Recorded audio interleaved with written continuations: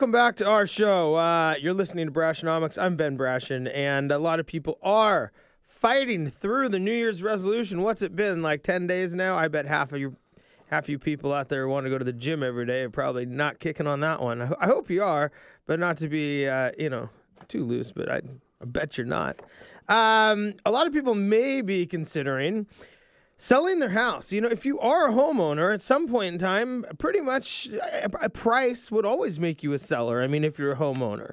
Michael Busacca joins us with Skyline Properties, a broker there who has been in the business for 14 years, along with 9 years of design and construction experience. Michael, I think you said it best. Well, first of all, hi, Happy New Year. Thanks, Ben. How are you? I'm good. But I think you said it best before you came on, which was everybody who owns a house is at some point in time probably going to sell a house. Absolutely. And I've put up a list of advice for those who, you may not sell in a month, a year, 10 years, but these are good things to keep in mind because somewhere down the road, you're going to be glad that you took some advice. So. Okay, well, let's kind of start down that road of advice because it seems to me that it's probably, I mean, this is stuff from, I guess, day one when you move in all the way through when you decide you actually want to sell. I mean, this is the homeowner life cycle in some ways. Exactly. And I want to start with something I saw last week that was pretty amazing. So as a broker, when I do open houses, I'm used to people coming through and routinely saying, oh, this is overpriced. And that's a buyer who wants a negotiating advantage. That's fair. We're used to it. But I saw something very odd. I saw local homeowners trying to knock the price down. And I don't think they realize that the more they cast a negative pall on any property in their area, they're actually potentially making that home take longer to sell, which reflects on them for a refi or a sale. They're actually taking their equity away. Pretty funny thing to see, but I really wanted to put it out there. If you own a home, don't go into a local open house and start trashing the price. It's your competitive nature, but keep in mind that home, you want it to sell for as much as possible. That's an interesting point because a lot of people might go in and go, well, this is overpriced. Of course, mine would be worth way more. Yeah, it's just pure competitive nature. And it dawned on me later that day, I thought, why are these people doing this when they're not gaining an advantage? They don't realize they're creating a disadvantage for themselves. Yeah, and I wouldn't think most people think that they're creating a disadvantage. They don't, but they really need to understand that the market analysis that will be performed for their house when they go to sell, if it's in the near future, will definitely reflect local sales prices. Their broker will sit down and go, okay, this home had one more bathroom than yours, had a newer kitchen, and a new roof, and so your home is going to sell for, or list for $20K less, and maybe sell for $25K less than this home down the street. Mm-hmm. And I guess the other side is like if you're in there at an open house and a potential buyer is standing next to you and you're just the neighbor, and now you've given him that more, the negative insight to a house that maybe there isn't one. Exactly. It is pretty amazing that you would try and knock down your neighborhood. People need to view it as a community thing and not as a house-by-house thing. Yeah. So what can you do that, I guess, within your own house? Because, I think there's, when you go trick-or-treating and you go by all the different houses, right? And you take your kid. I think every adult kind of checks out. Wonder what that house has going on. Wonder what that house has going on. But there's some things you can do to maintain your own house just while you own it, and for the Snoopy trick-or-treater parents, I suppose. The thing I really want to point out is, we're in the Northwest. Our houses, condos, what have you, get just hammered by the elements.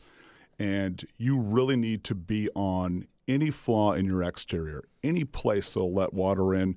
You might want to put that off for a couple of years, or you're thinking you want to do that. You don't want to do that. A $500 problem can become a $5,000 problem and beyond so quickly. I mean, I'll see something like a home where the seller thinks nothing's wrong. I'll notice that the flashing around the chimneys failed, and then you have water damage coming down the interior of the walls, black mold, and it just goes from there. Just because you can't see damage doesn't mean it's not become a huge problem. And then you talked about actually if you do fix these things. I mean, because a lot of these items you may fix. Absolutely, and I highly recommend it.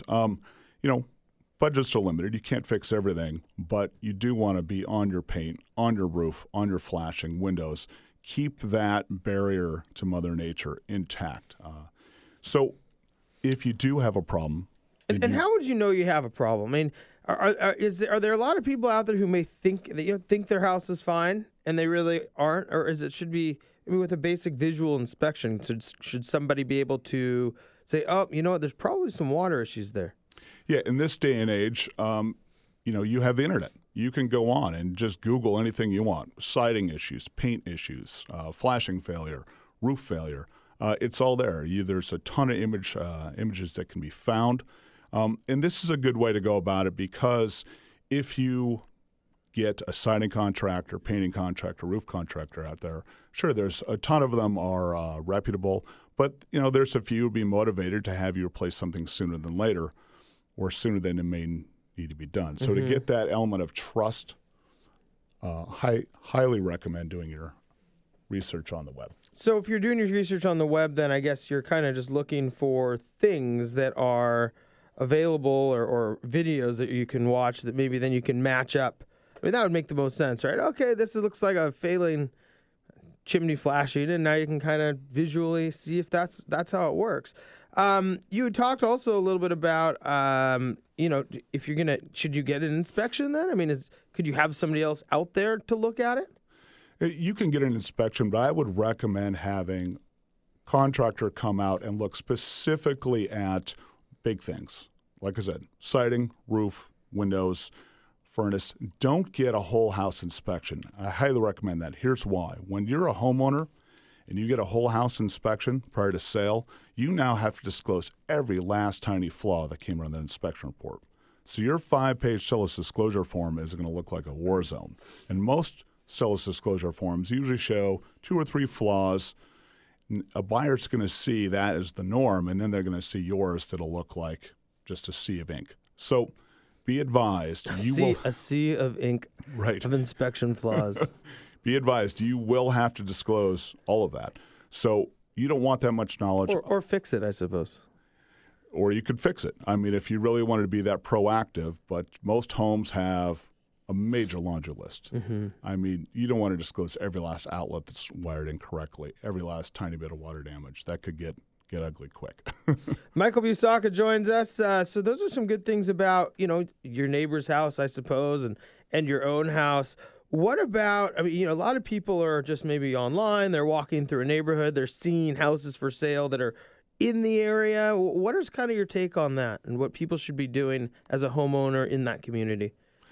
Well, typically I'll see when I'll meet a seller, they'll have pulled a few flyers over the last couple of years, and they think they understand market pricing based on just a few flyers.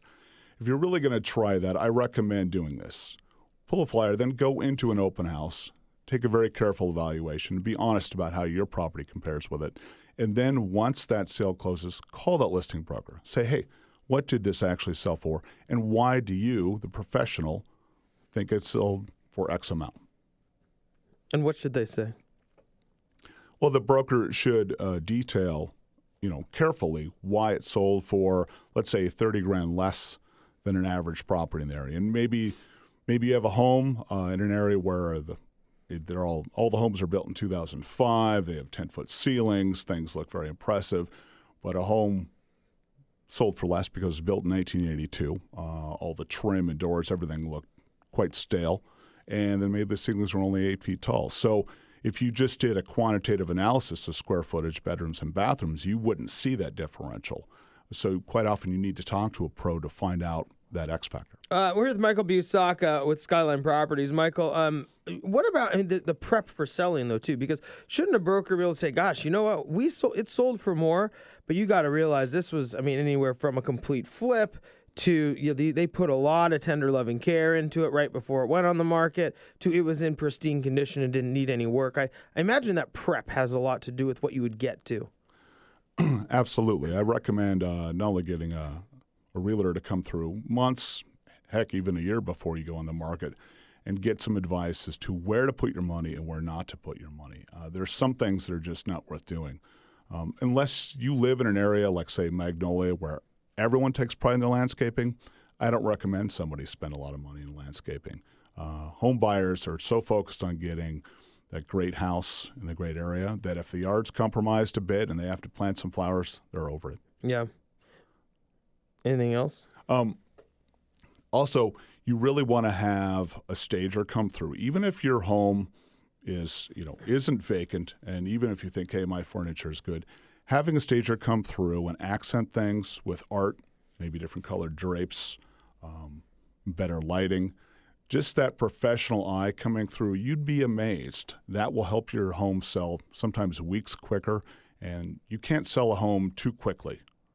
The longer it sits on the market, the less you're going to get for it. So have some pros look at your property well before it hits the market. Well, Michael, I think you said it really well when you mentioned at the very beginning about going in and not being negative about your neighbor's homes. The reality is, if you decide to sell, that is your direct competition. So really knowing what that competition is, and I guess knowing how to get above it without being negative towards it, it really kind of comes down to everything you're saying. Yeah, that is a balance. I mean, I understand if somebody, a local homeowner, walks into an open house and their home's on the market as well, they're trying to knock the competition so they look better. That I understand. But if your home's not on the market, then you absolutely don't want to talk it down. And also, if you can help it. Plus, your neighbor may not like it if they don't sell their house and they're like, God, that Johnson over there, what a jerk. That could be hilarious. Multiple neighbors wandering around to each other's open houses and just knocking each other's prices down. Ugly kitchen. Yeah. Well, Michael, thanks so much for joining us. We do have to go to break. When we come back, Wes Jones will join us from Home Helper Consultants to chat more about real estate here on Real Estate Monday on Brashonomics. We'll be right back.